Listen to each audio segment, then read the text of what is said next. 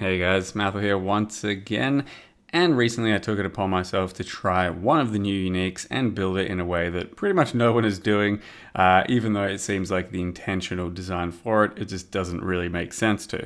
And that is the 7 Teachings Unarmed Cast on Crit chest. Now, to begin with, this chest has some very basic stuff, like it's just got some meme sort of numbers because it goes up to 7s for everything. So 777 of like unarmed crit chance, crit multi, some range, some attack speed, some movement speed. With good enough rolls, it can be a pretty good chest, and you can just use it as a really good unarmed chest because it can give you lots of good stats for your facebreaker builds, hollow palm builds, and Doriani's Fist builds. But there's another line on there that gives a chance to trigger a spell on melee critical strike chance, and that's unarmed melee critical strike chance, and it's every 0.25. And the real good perk about it is that you don't have to have the a cast on crit gem or the main link for your actual attack in the chest itself. So any of your crits from any of your unarmed attacks will be proccing the spell in your chest. So I tried to lean more into that instead of just doing a normal unarmed build, and I went with Doriani's Fist to scale both the melee and the spell portion of my character, and in the end I tried my best to become as much of a hybrid character as possible and scale both melee and spell damage at the same time. It did kind of work, though my spell kind of overshadows my melee by a good portion, but the melee damage of my build does help me leech. It does help me do mana leech as well, sustain my mana for my cast on crit, and I'm also still using Doriani's Fist to deliver a decent payload of damage every now and again. But the main star of the show is a Shock Nova in my boots that is attached to Cyclone and cast on crit. That is generating up to 85% shocks, and then I'm using a lightning conduit in the chest slot to capitalize on those big shocks and deliver something like 4 million average hits whenever it actually consumes the big 85 shock and does a pretty big, decent portion of damage on its own. So in the end, I've got a Shock Nova dealing some damage, I've got Lightning Conduit dealing some damage, I've got Cyclone dealing damage, and I've got Doriani's Fist, which it does try. It hits for an average of like 2 or 3 mil, which isn't too bad, but considering you got to like wind it up and then actually land it against plenty of enemies, it's just kind of a bit jank, and the crit chance is a bit harder to get up than just your like kind of main sort of cast on crit setup, because you've only got one shot with it, so you pretty much need 100% crit. Yeah, it's all a bit weird, but it all came together to become a pretty solid build. This is an Inquisitor. It does have near spell block and attack block cap. It's got 78 spell block. It's got 70, I think just 70 attack block, and that feels pretty damn good in the current game. Obviously, it doesn't feel anywhere near as good as what Svalin feels like, because that is what True Block feels, makes True Block feel really good. Something like 75 is okay, but once you get up to like 90% with Svalin, that's when you feel like block is really hard carrying you. That said, it's still very good for all the content out there.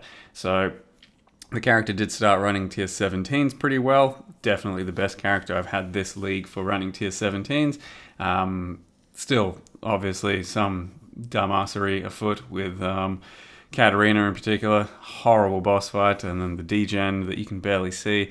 I only died once to Katarina here. I pretty much did all the tier 17s by dying once to each boss fight. But I was still swearing the whole way through the Katarina fight because it's just fucking terrible.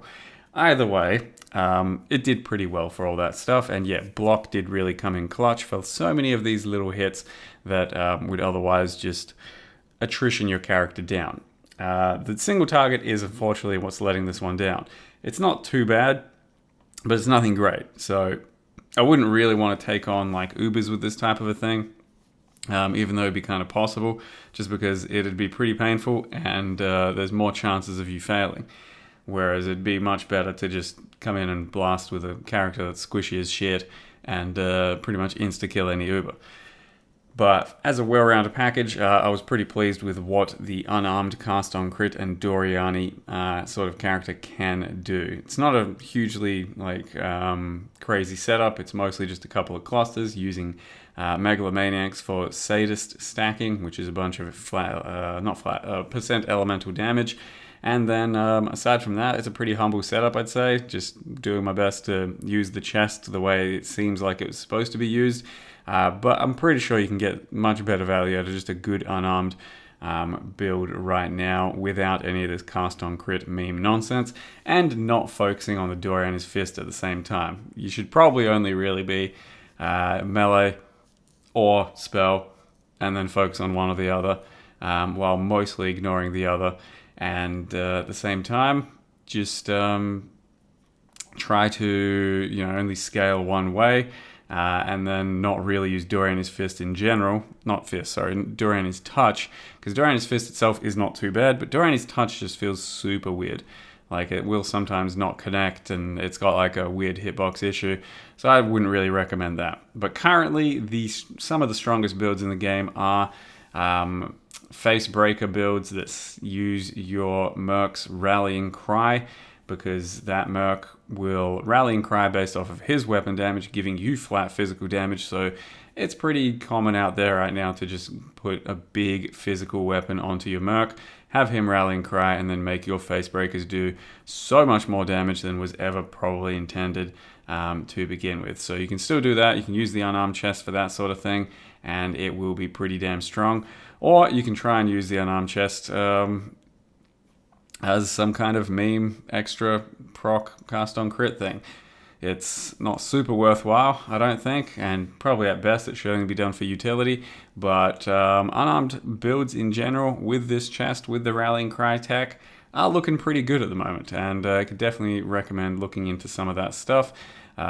This character ended up taking on, the Feared, with a couple extra proj, a few normal bosses, and just pushing some block to the test, seeing how things go, trying to be hybrid as far as life and ES, trying to be hybrid as far as attack and spell, and it was a really interesting character in the end. So I didn't love the end result for like single target and stuff, but I actually did really enjoy putting it together, and thought it was pretty unique in its own right. And I don't know, people always keep telling me that they love that I can do things off of weird setups and whatnot. And this one in particular, I think, is really highlighting that more than most other builds. This one's pretty damn weird, pretty damn unique, and I think a worthwhile venture to at least have tried out. So I don't really want anyone copying this, but you definitely can, and it wouldn't feel that bad. I just think this type of setup would probably be way better as something like, an Inquisitor with Energy Blade, for example. Still stack block, still scale lightning damage and stuff, and cast on crit, and probably just have a much bigger result. But with all that said, let me go ahead and show you how I put this character together. Here's a character level 94, 7 hands, 1 cock, and that's basically because of the 7 teachings. Lots of 7s, and then cast on crit, and then unarmed hands, whatever. You get the idea. So that's kind of the chest there. A lot of different stuff for unarmed attacks. So it can be one of the main sort of ways to enable unarmed melee crit.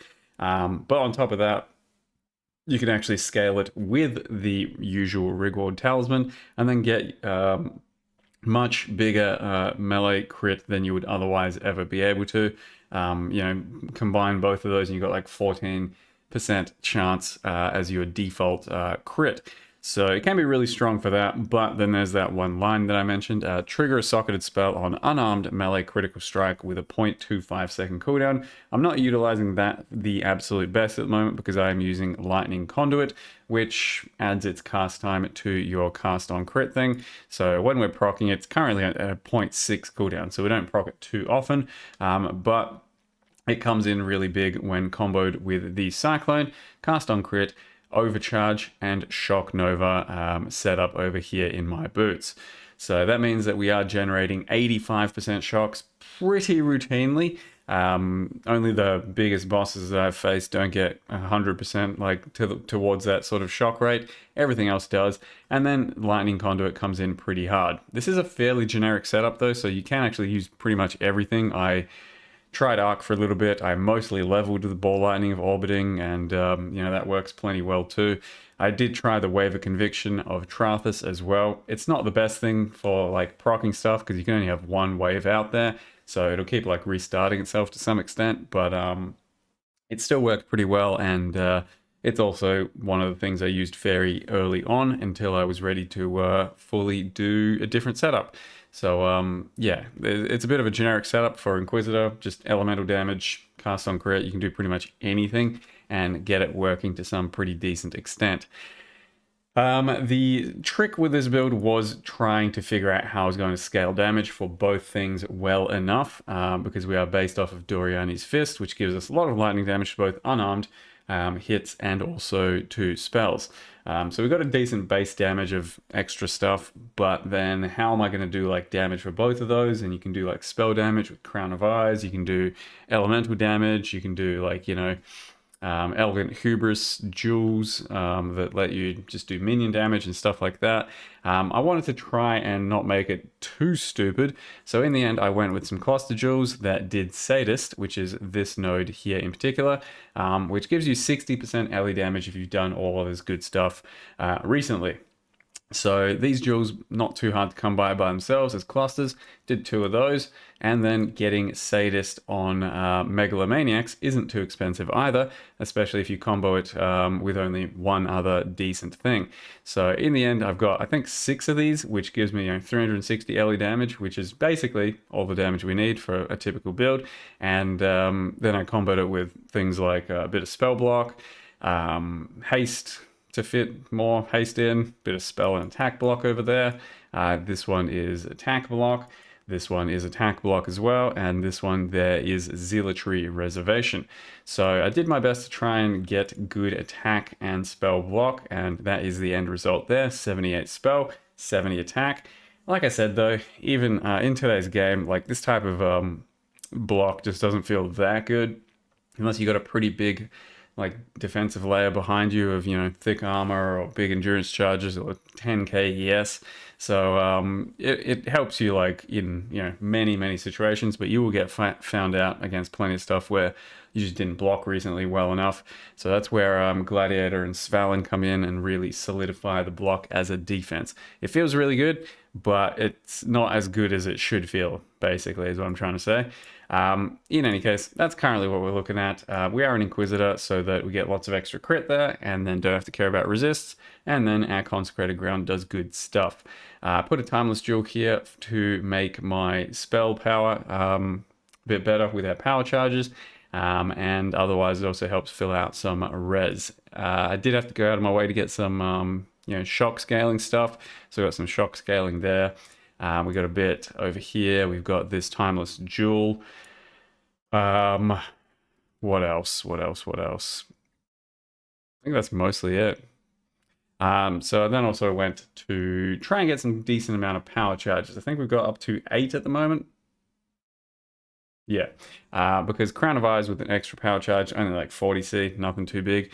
And the spell damage portion doesn't really help me too much. It's more about just getting good power charge, and then the attack and mana leech that helps me sustain, since I am kind of a hybrid build. Picked up a shield for 1 divine that has max power charge, rolled it with just a few harvest fizz rolls to get fizz damage reduction, and then get block on my shield, and that's the end result. And then otherwise, nice good hybrid scaling there with Crown of Eyes. Grabbed a Elder Ring and just did Chaos Harvest Crafts over and over again till we got something good happen. And then boots are pretty generic, just do some Brittle Ground as well, fill out some Dexterity, a lot of res there, and a jewel that gives us some fire damage, because we do need some fire and some cold on our build so that we are shocking, chilling recently, and doing all the good stuff.